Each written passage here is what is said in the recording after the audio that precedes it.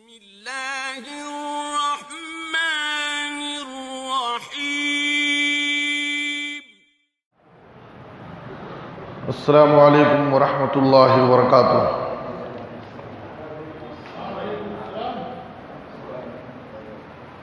الحمد للہ رب العالمین الرحمن الرحیم مالک یوم الدین، وأشهد أن لا إله إلا الله وحده لا شريك له، وأشهد أن محمدا عبده ورسوله، أما بعد فأعوذ بالله من الشيطان الرجيم، بسم الله الرحمن الرحيم، سبحان الذي أسرى بعبده ليلا من المسجد الحرام إلى المسجد الأقصى الذي باركنا حوله لنريه من آياتنا إنه هو السميع البصير۔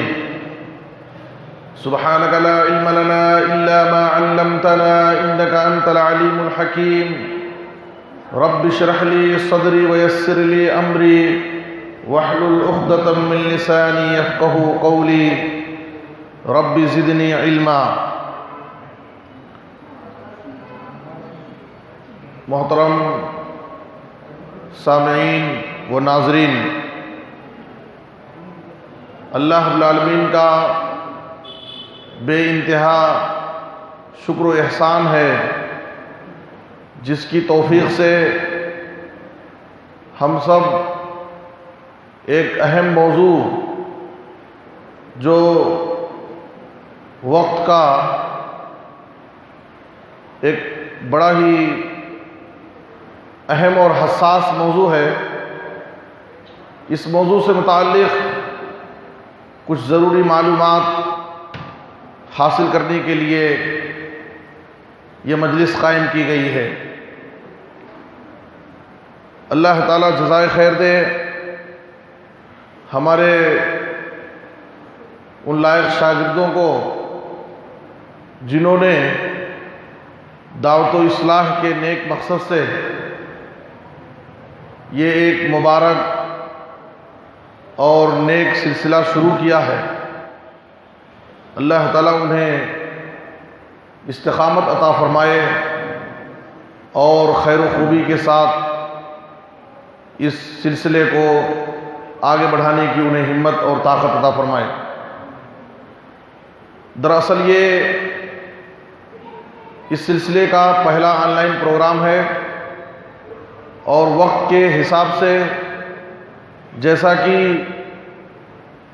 بعض نوجوانوں کا یہ طلب تھا، ان کی یہ گزارش تھی کہ مسجد اقصیٰ کے تعلق سے کچھ ضروری باتیں، مسجد اقصیٰ کے فضائل کیا ہیں، اس کی مختصر تاریخ کیا ہے، اور یہودی جو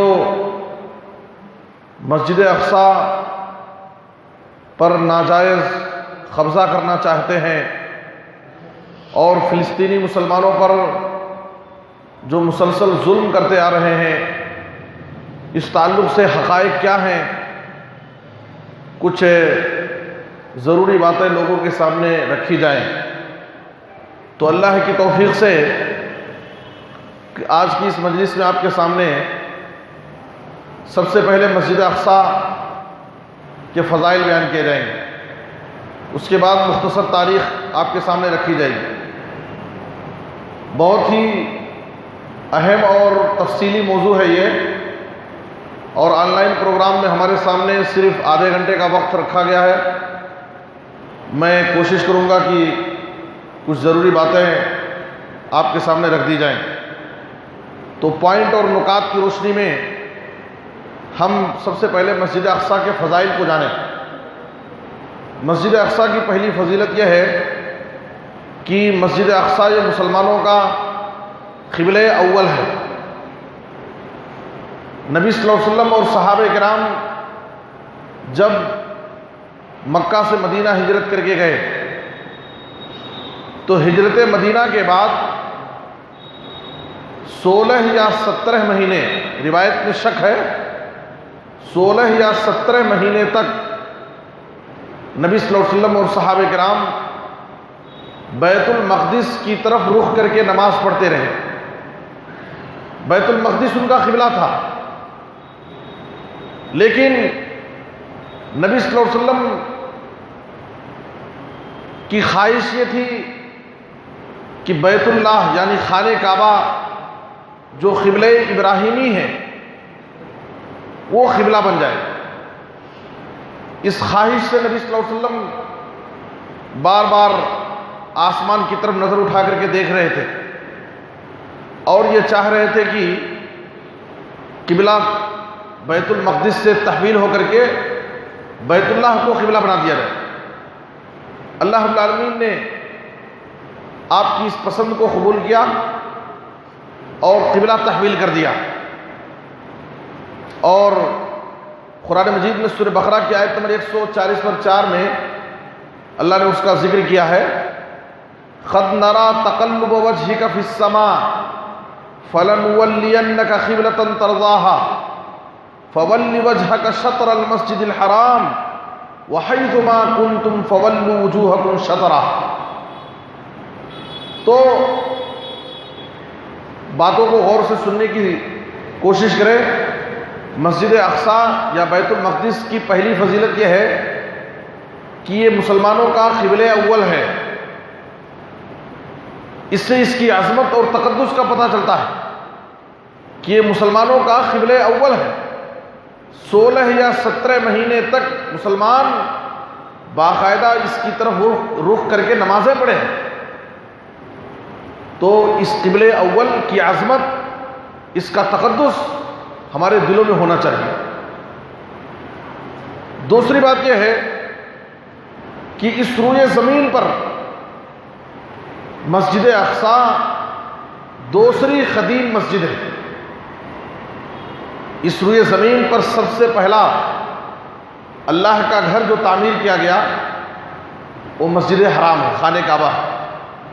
دنیا کے بت کدوں میں پہلا وہ گھر خدا کا، ہم اس کے پاسباں ہیں، وہ پاسباں ہمارا. اس روئے زمین پر سب سے پہلا اللہ کا گھر جو تعمیر کیا گیا وہ مسجد حرام خانہ کعبہ ہے. دوسرے نمبر پر سب سے پہلی جو مسجد اس روئے زمین پر تعمیر کی گئی وہ مسجد اقصیٰ. صحیح بخاری اور صحیح مسلم کی حدیث میں ابو ذر رضی اللہ تعالیٰ عنہ نے نبی صلی اللہ علیہ وسلم سے سوال کیا، ایو مسجد اُزِیَ فی الارض اول، اے اللہ کے رسول اس روئے زمین پر سب سے پہلی کون سی مسجد تعمیر کی گئی؟ تو آپ صلی اللہ علیہ وسلم نے کہا المسجد الحرام، مسجد حرام خانہ کعبہ اس روئے زمین کی سب سے پہلی مسجد ہے. پھر سوال کیا ثم ایو، خانہ کعبہ کے بعد دوسری مسجد کون سی تعمیر ہوئی؟ تو آپ صلی اللہ علیہ وسلم نے کہا المسجد الاقصیٰ، مسجد اقصیٰ. تو معلوم کیا ہوا کہ خانہ کعبہ کے بعد دوسرے نمبر پر سب سے قدیم جو مسجد ہے اس زمین پر وہ مسجد اقصیٰ. پھر ایک تیسرا سوال کیا، کم بینہما، دونوں کے درمیان، دونوں کی تعمیر کے درمیان کتنا عرصہ گزرا، یعنی خانہ کعبہ کی تعمیر کے کتنے سال کے بعد مسجد اقصیٰ کی تعمیر ہوئی؟ تو آپ صلی اللہ علیہ وسلم نے کہا 40 سنہ، 40 سال کے بعد. خانہ کعبہ کی تعمیر کے 40 سال کے بعد مسجد اقصیٰ تعمیر ہوئی. تو یہ دوسرا پوائنٹ ہے کہ اس روئے زمین پر سب سے پہلے اللہ کا گھر جو بنا وہ خانہ کعبہ ہے، اس کے 40 سال کے بعد مسجد اقصیٰ کی تعمیر ہوئی. تو روئے زمین پر دوسرے نمبر کی سب سے قدیم مسجد مسجد اقصیٰ ہے. اور ایک تیسری فضیلت یہ ہے، ثواب کی نیت سے، عبادت کی غرض سے جن مقامات کا ہم سفر کر سکتے ہیں تو صرف 3 مسجدیں ہیں. 3 ایسی مسجدیں ہیں پوری روئے زمین پر، ثواب کی نیت سے، عبادت کی غرض سے ان مسجدوں کا ہم سفر کر سکتے ہیں. اور ان 3 مسجدوں کے علاوہ کسی دوسری کے جگہ ہم تبرک سمجھ کر کے، برکت سمجھ کر کے، ثواب کی نیت سے اس جگہ کا سفر نہیں کر سکتے سوائے 3 مسجدوں. ان میں سے ایک مسجد اقصیٰ ہے۔ آپ صلی اللہ علیہ وسلم نے حدیث کے اندر فرمایا، صحیح مسلم کی حدیث میں، لا تشد الرحال الا الى ثلاثه مساجد، ثواب کی نیت سے، عبادت کی غرض سے تم سفر مت کرو مگر صرف 3 مسجدوں کا۔ آپ صلی اللہ علیہ وسلم نے کہا مسجدی ھذا، ایک تو میری یہ مسجد، مسجد نبوی، اور دوسرے والمسجد الحرام، اور تیسرے والمسجد الاقصیٰ۔ تو ثواب کی نیت سے، عبادت کی غرض سے صرف 3 مسجدوں کا سفر کیا جا سکتا ہے، تو ان میں سے ایک مسجد مسجد اقصیٰ ہے۔ اس فضیلت کو حاصل کرنے کے لیے بہت سارے صحابہ باقاعدہ مسجد اقصیٰ کا سفر کیے، اور کچھ لوگ تو جا کر کے وہیں پر اقامت اختیار کر لی۔ جیسے مختلف مناسبتوں سے مختلف صحابہ نے مسجد اقصیٰ کا سفر کیا، جیسے ابو عبیدہ بن جراح رضی اللہ تعالیٰ عنہ، بلال رضی اللہ تعالیٰ عنہ، اور اسی طرح سے معاذ بن جبل، خالد بن ولید، عبداللہ بن سلام، ابو ہریرہ رضی اللہ عنہ، عبادہ بن صامت رضی اللہ عنہ، تمیم بن اوس داری، عبداللہ بن عمر نے تو کئی مرتبہ سفر کیا۔ جب بھی جاتے مسجد اقصیٰ اس میں نماز پڑھتے، نماز پڑھ کر واپس آتے اور کہتے میں سلیمان علیہ السلام کی دعا حاصل کرنا چاہتا ہوں۔ وہ دعا کیا ہے آگے اس کا ذکر آنے والا ہے۔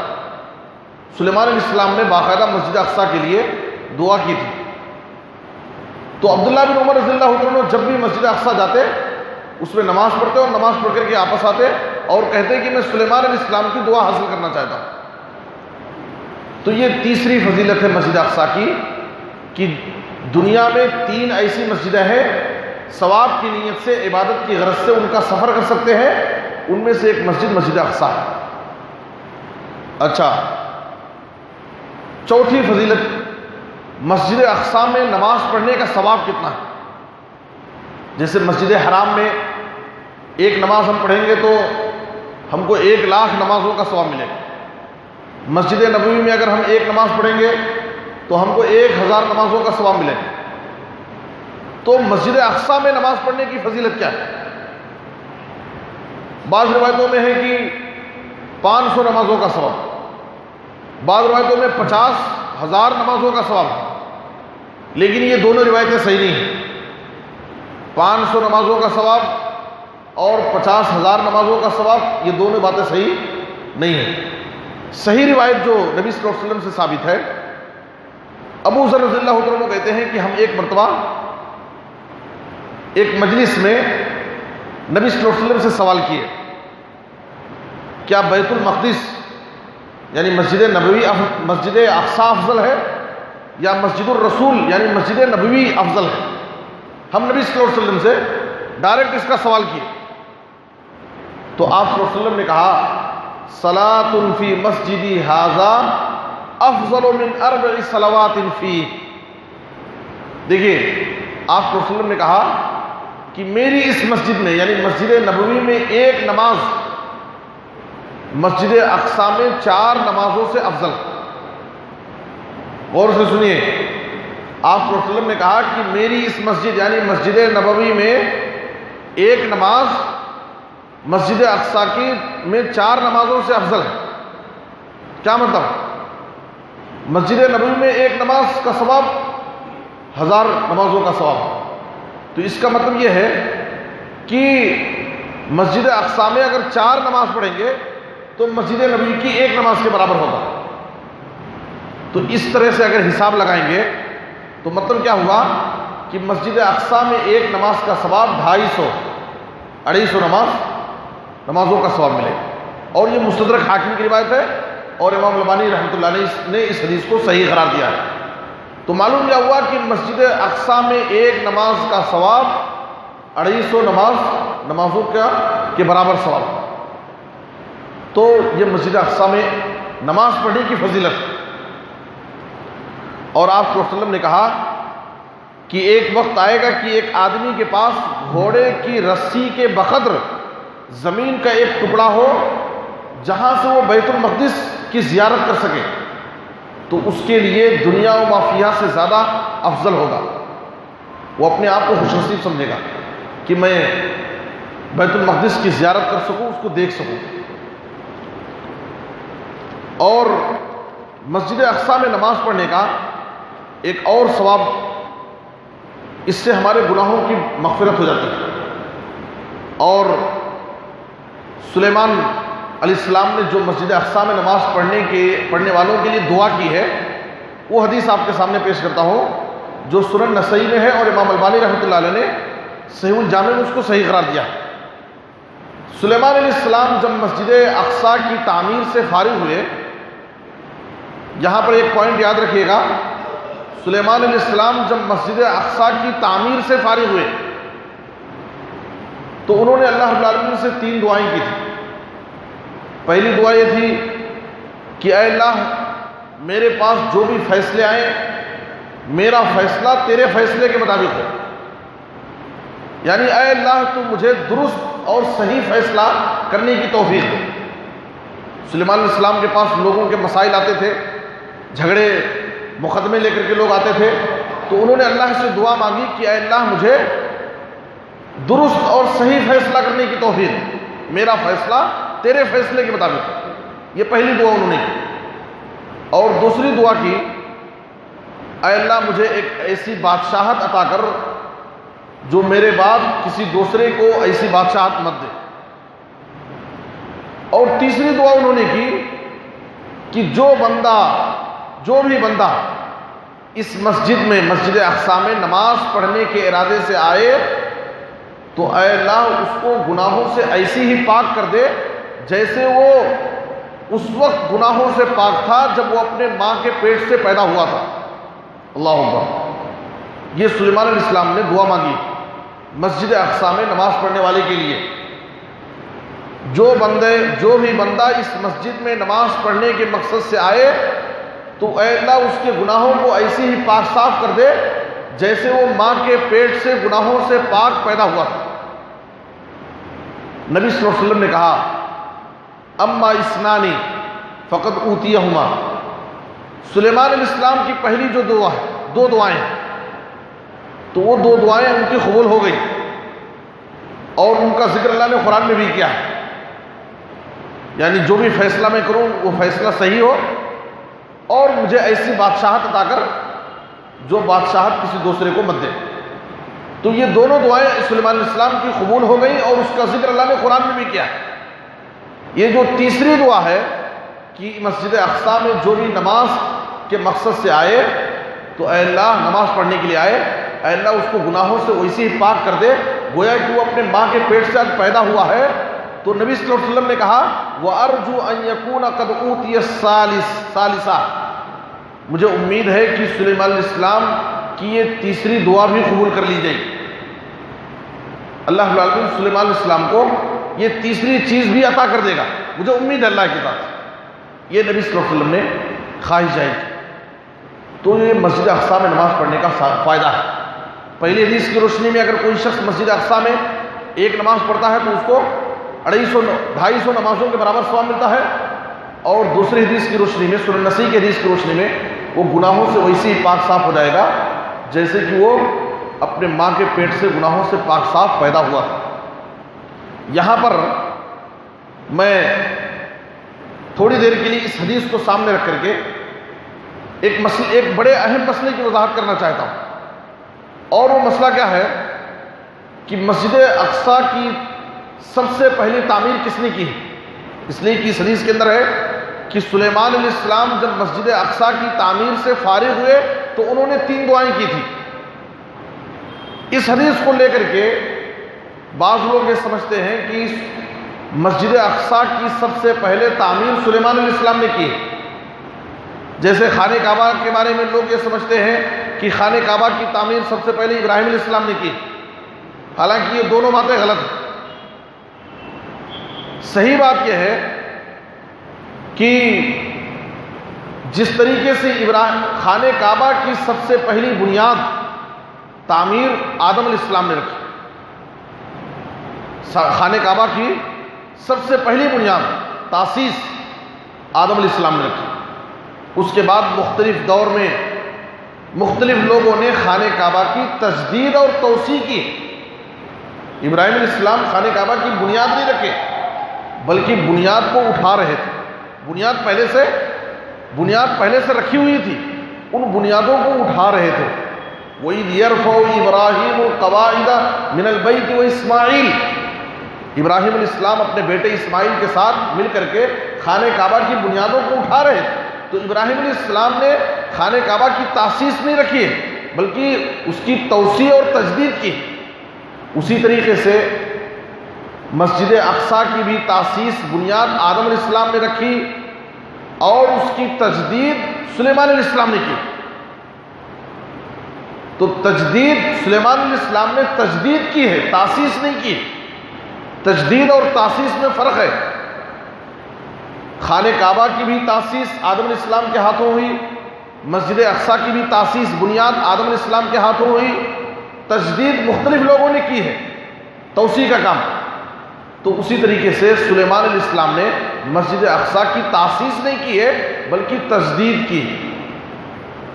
علامہ ابن قیم رحمۃ اللہ علیہ نے زاد المعاد میں ایک اور بات لکھی ہے کہ حضرت یعقوب علیہ السلام جب ابراہیم علیہ السلام خانہ کعبہ کی تعمیر سے فارغ ہوئے تو اس کے 40 سال کے بعد یعقوب علیہ السلام نے مسجد اقصیٰ کی بنیاد رکھی۔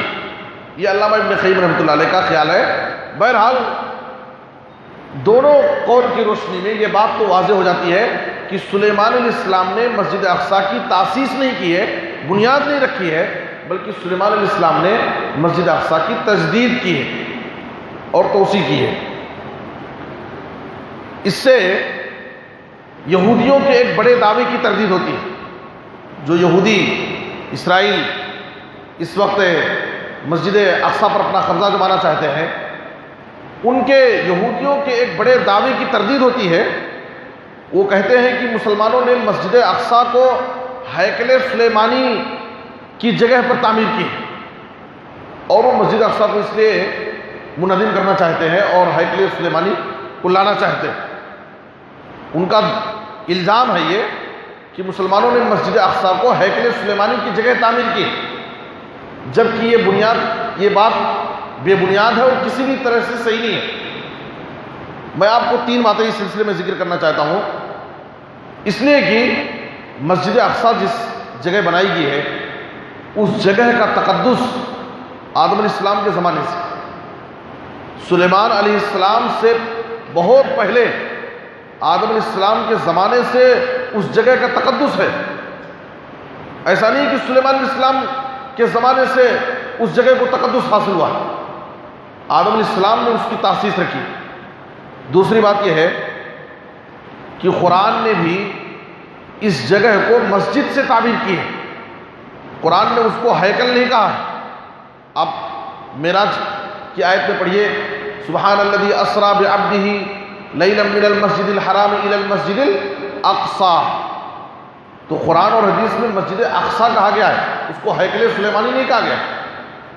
اور تیسری بات یہ ہے کہ سلیمان علیہ السلام نے مسجد کی تجدید کی تھی، کوئی ہیکل وغیرہ نام کی کوئی چیز نہیں بنائی تھی۔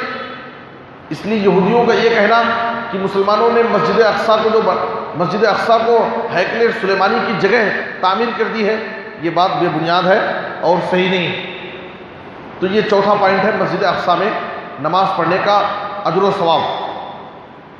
مسجد اقصیٰ کی فضیلت کو جاننے کے لیے پانچواں نقطہ یہ ہے کہ معراج کا مبارک سفر اسی مبارک مسجد سے ہوئی، مسجد اقصیٰ سے۔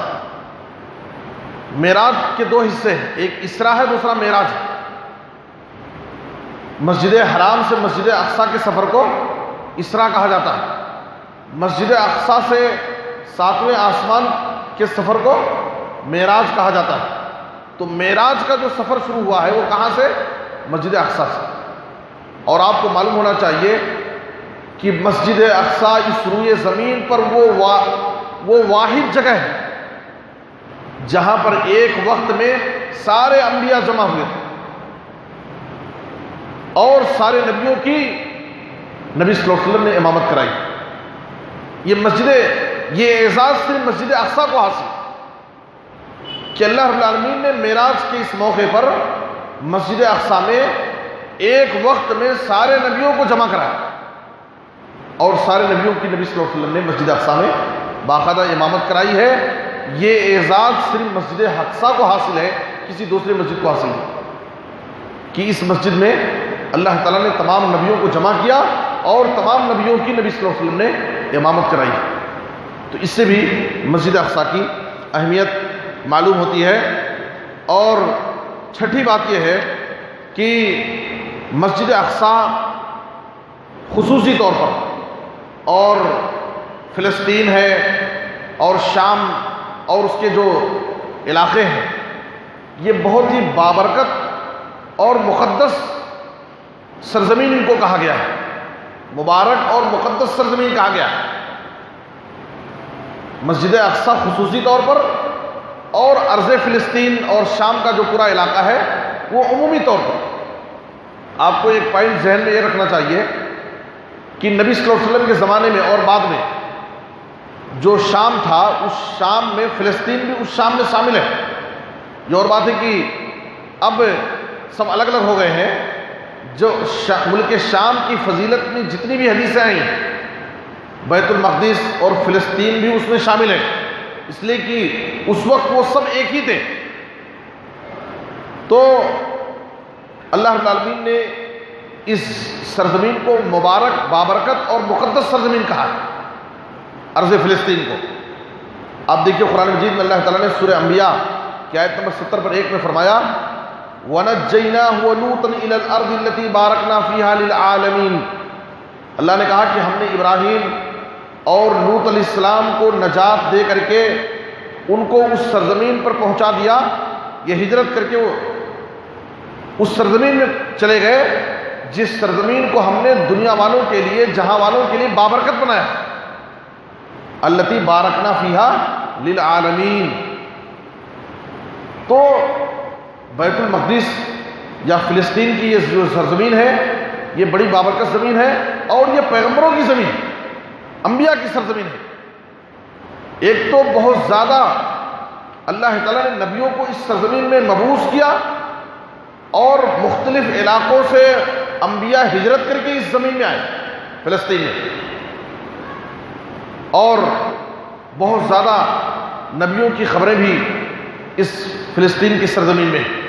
تو اس اعتبار سے ارض فلسطین یہ بڑی بابرکت اور مقدس سرزمین ہے۔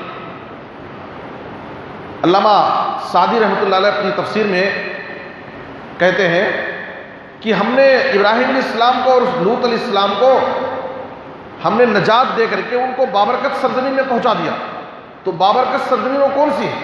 کہا ای الشام، ملک شام۔ تو ملک شام میں فلسطین بھی شامل ہے۔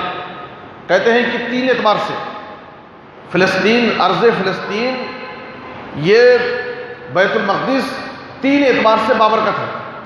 پہلی چیز یہ ہے کہ اس کی عظمت اور تقدس کا حال یہ ہے کہ اللہ رب العالمین نے فلسطین کی سرزمین پر کثرت سے نبیوں کو مبعوث کیا، بہت زیادہ انبیاء اس زمین پر آئے۔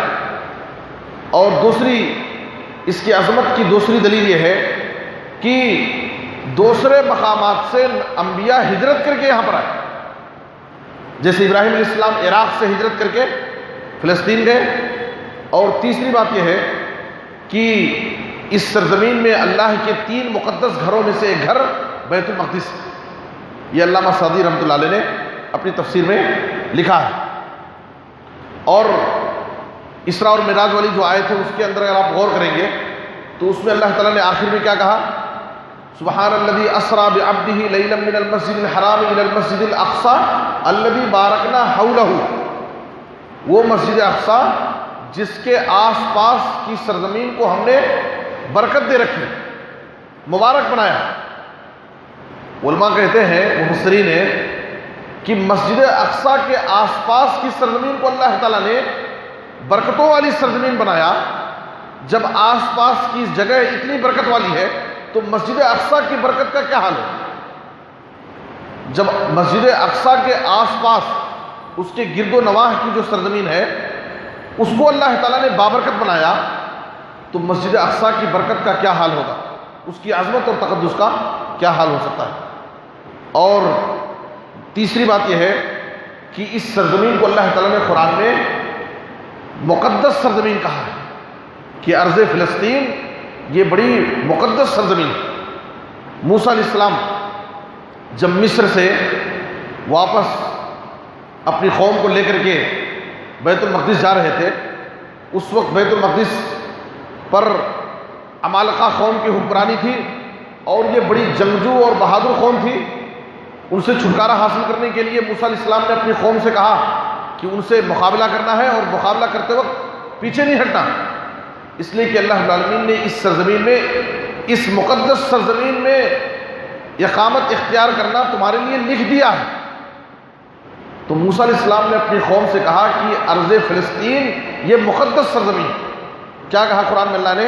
سورہ مائدہ کی آیت نمبر 21 میں، یا قوم ادخلوا الارض المقدسۃ التي كتب اللہ لکم ولا ترتدوا على ادبارکم فتنقلبوا خاسرین۔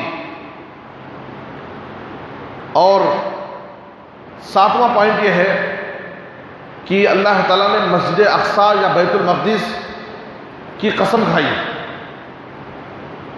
ایک مشہور سورت والتین والزیتون وطور سینین وہذا البلد الامین، اس کی جو عام تفسیر ہم جانتے ہیں، حافظ ابن کثیر نے اپنی تفسیر میں بعض ائمہ کے حوالے سے اس کی ایک الگ تفسیر بیان کی، اور وہ تفسیر کیا ہے؟ کہتے ہیں کہ اللہ تعالیٰ نے ان 3 آیتوں میں 3 مقامات مقدسہ کی قسم کھائی۔ 3 مقدس مقامات کی اللہ تعالیٰ ان میں قسم کھاتا ہے، جن 3 مقامات مقدسہ میں اللہ تعالیٰ نے جلیل القدر پیغمبروں کو مبعوث کیا۔ کہتے ہیں التین والتین والزیتون، انجیر اور زیتون، اس کی پیداوار سب سے زیادہ فلسطین میں ہوتی ہے، ملک شام اور فلسطین کا علاقہ۔ تو اس سے مراد مسجد اقصیٰ کی قسم کھا رہا اللہ تعالیٰ، بیت المقدس کی اللہ قسم کھا رہا ہے جہاں پر اللہ تعالیٰ نے عیسیٰ علیہ السلام کو مبعوث کیا۔ وطور سینین، اور کوہ سینا، طور سینا کی اللہ قسم کھا رہا ہے جہاں پر اللہ تعالیٰ نے موسیٰ علیہ السلام کو نبوت عطا کی۔ وہذا البلد الامین، اور اس امن والے شہر یعنی مکہ مکرمہ کی قسم اللہ نے کھائی جہاں پر اللہ تعالیٰ نے نبی صلی اللہ علیہ وسلم کو مبعوث فرمایا۔ تو بیت المقدس کی اللہ رب العالمین نے باقاعدہ قسم کھائی، وہ تین والزیتون، تین اور زیتون سے مراد یہ بیت المقدس، اس لیے کہ انجیر اور زیتون کی سب سے زیادہ پیداوار وہیں پر ہوتی۔ تو اللہ رب العالمین بیت المقدس کی قسم کھا کر کے اس کی عظمت کو بیان کرنا چاہتے ہیں۔ اور آٹھویں پوائنٹ یہ ہے، نقطہ یہ ہے بیت المقدس کی عظمت کو سمجھنے کے لیے کہ موسیٰ علیہ السلام نے اپنی وفات کے وقت اللہ رب العالمین سے دعا مانگی تھی کہ اے اللہ مجھے بیت المقدس سے قریب کر دے، اتنا قریب کر دے کہ ایک پتھر پھینکنے کی مسافت کے برابر۔ صحیح بخاری اور مسلم میں ہے فَسَأَلَ اللَّهَ أَن يُدْنِيهِ مِنَ الْأَرْضِ الْمُقَدَّسَةِ رَمْيَةً بِحَجَرٍ۔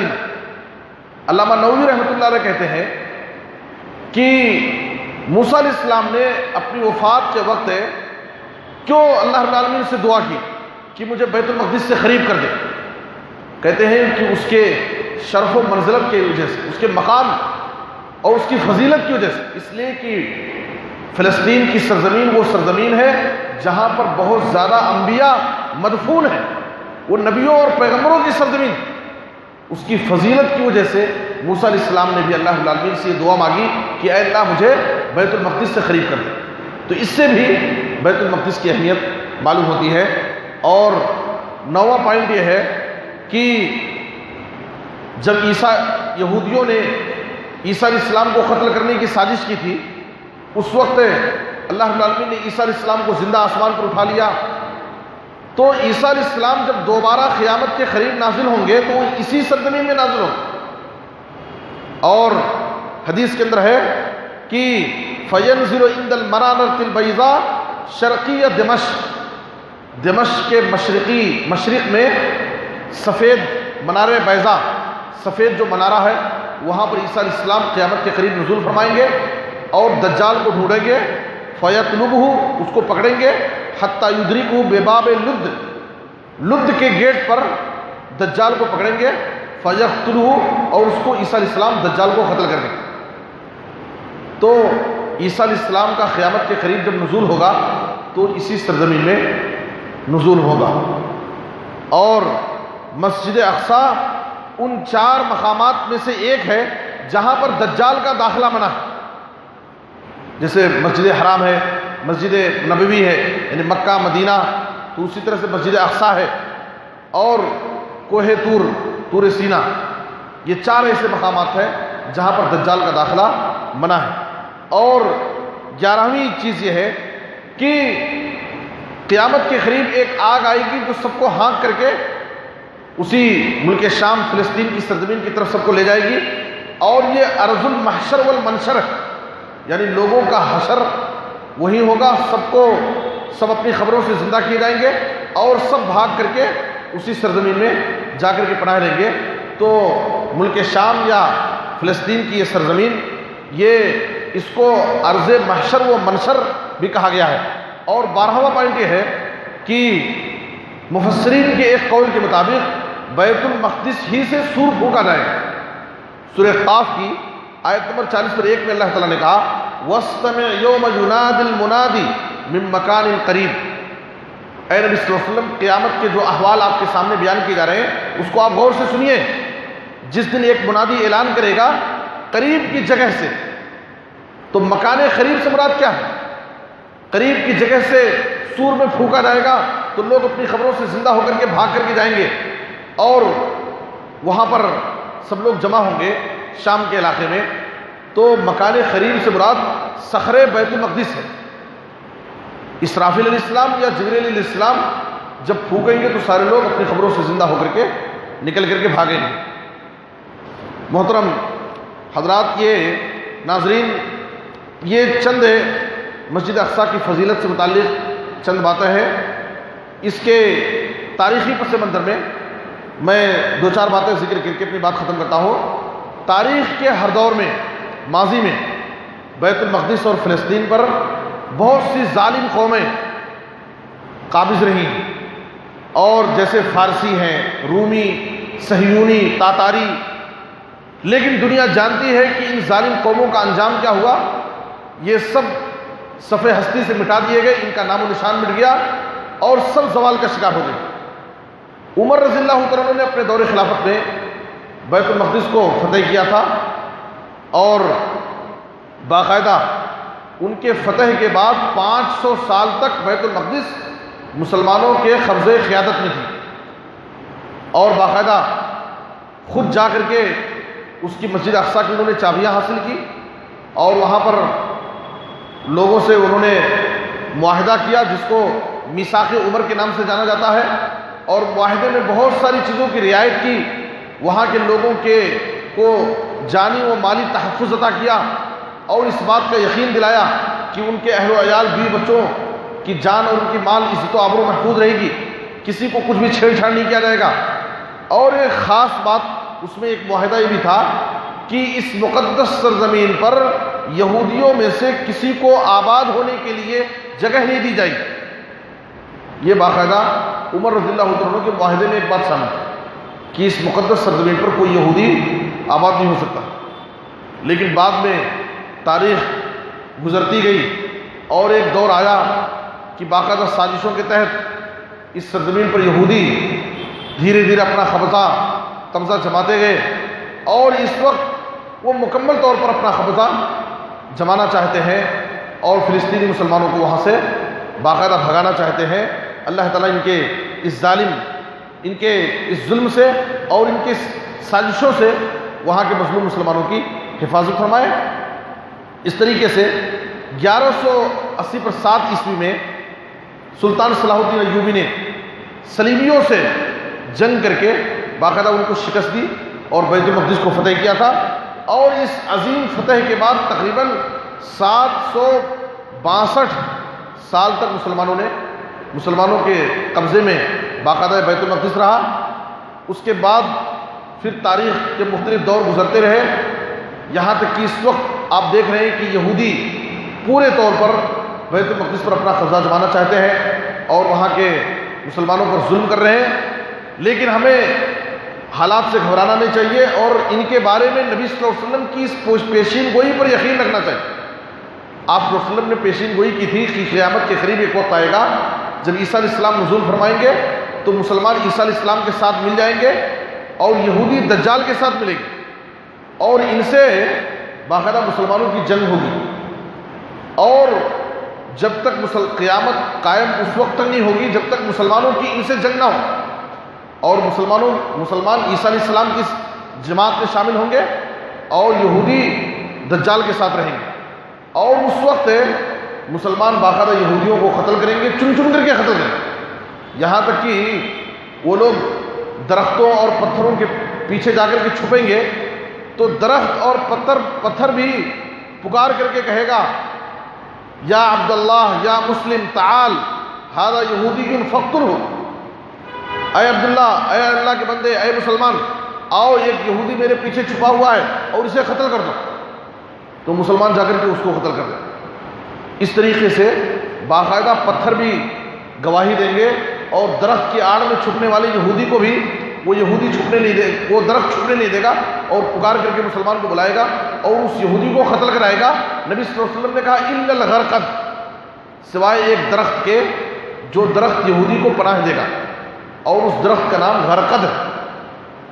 آپ سوچئے کہ یہودیوں کو نبی صلی اللہ علیہ وسلم کی اس بات پر اتنا یقین ہے کہ وہ اپنے شہر میں یہ درخت کثرت سے اگا رہے ہیں، اور ان کو اس بات کا ڈر ہے کہ جب مسلمانوں کی ہم سے جنگ ہوگی تو کوئی درخت ہم کو پناہ نہیں دے گا، کوئی پتھر ہم کو اس کی آڑ میں چھپنے نہیں دے گا، اور یہی درخت ہم کو چھپائے گا اور ہم کو پناہ دے گا۔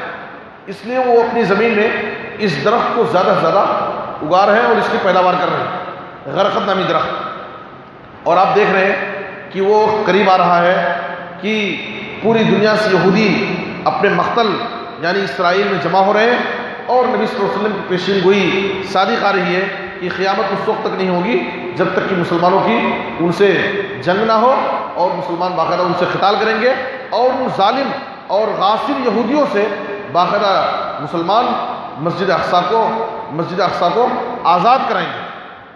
تو ہم ایسے وقت میں جب مسجد اقصیٰ کا کوئی معاملہ آتا ہے اور اس پر وہاں فلسطینی مسلمانوں پر ظلم ہوتا ہے تو ان حالات میں مسلمان جذبات میں آ جاتے ہیں اور مسلمانوں کے کئی موقف ہو جاتے ہیں اور لوگ جذباتی بہت ساری باتیں کرتے ہیں۔ ایسے وقت مسلمانوں کا کردار کیا ہونا چاہیے اور مسلمانوں کی ذمہ داریاں کیا ہیں، یہ ایک مستقل الگ موضوع ہے۔ انشاءاللہ دوسری ملاقات میں آپ کے سامنے بیت المقدس اور مسجد اقصیٰ کے حوالے سے مسلمانوں کی ذمہ داریاں کیا ہیں، انشاءاللہ اس موضوع پر روشنی ڈالی جائے گی۔ میں اللہ سے دعا کرتا ہوں کہ اللہ تعالیٰ مسجد اقصیٰ کو ظالم اور غاصب یہودیوں کے ظلم سے آزادی عطا فرمائے، ان کو نجات دے، اور اللہ تعالیٰ ان کو ہلاک کرے اور ان کو نشان عبرت بنا دے، اور اللہ تعالیٰ مظلوم فلسطینیوں کی، مسلمانوں کی اے اللہ تو ان کی غیبی مدد فرما، اور ان ظالموں کے ظلم سے ان کی مکمل حفاظت فرما۔ اے اللہ پوری دنیا میں جہاں بھی مسلمان پریشان حال ہے اے اللہ ان کی غیبی مدد فرما، اور ہمیں صحت و عافیت کی زندگی نصیب فرما، ہر قسم کے فتنوں سے، بلاؤں سے، آفتوں سے محفوظ فرما، آمین تقبل یا رب العالمین۔ ایک بار میں پھر اپنے تمام ناظرین اور سامعین کا شکریہ ادا کرتا ہوں، اور اس پروگرام کو منعقد کرنے والے میں احباب کا بھی شکر گزار ہوں جنہوں نے اس پروگرام اس اسٹیج سے انہوں نے سامعین کو، ناظرین کو اس اہم موضوع کو سننے کا موقع عنایت فرما۔ اللہ تعالیٰ سب کی کوششوں کو قبول فرمائے، آمین۔ وصلی اللہ علی نبینا محمد و آلہ وصحبہ اجمعین۔ السلام علیکم ورحمۃ اللہ وبرکاتہ۔